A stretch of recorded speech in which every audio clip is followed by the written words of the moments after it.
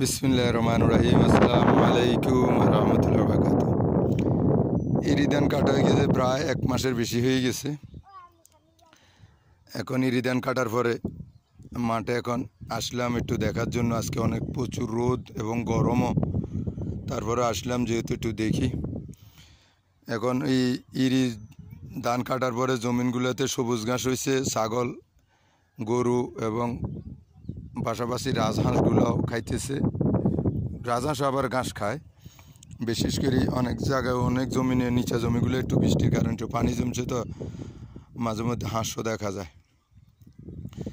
তো আসলাম একটু দেখার জন্য। উদ্দেশ্য হলো আসলে দেখাও আর একটু আপনাদের শেয়ার করা।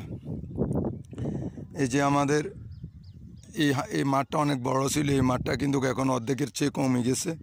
এটা পুরোটাই ধানের জমি ছিল।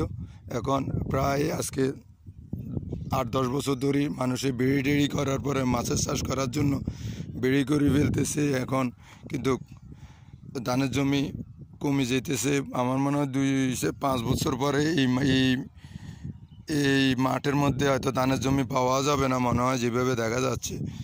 এভাবে যদি ধানের জমি কমে যায়, তাহলে কীভাবে খাদ্য উৎপাদন হবে এবং খাদ্য চাহিদা মিটবে?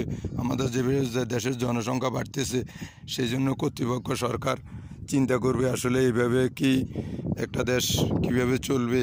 আমাদের যে এত বেশি জনসংখ্যার দেশ, তো সেই জন্যেই আসি আপনাদের সাথে শেয়ার করা। আপনারা সবাই আসলে এটা নিয়ে সবাই জায়গা থেকে এই চিন্তা করলে অবশ্যই আমাদের ভবিষ্যৎ জীবন হয়তো ভালো যাবে ইনশাআল্লাহ। আসসালামু আলাইকুম ওয়া রাহমাতুল্লাহি ওয়া বারাকাতুহু।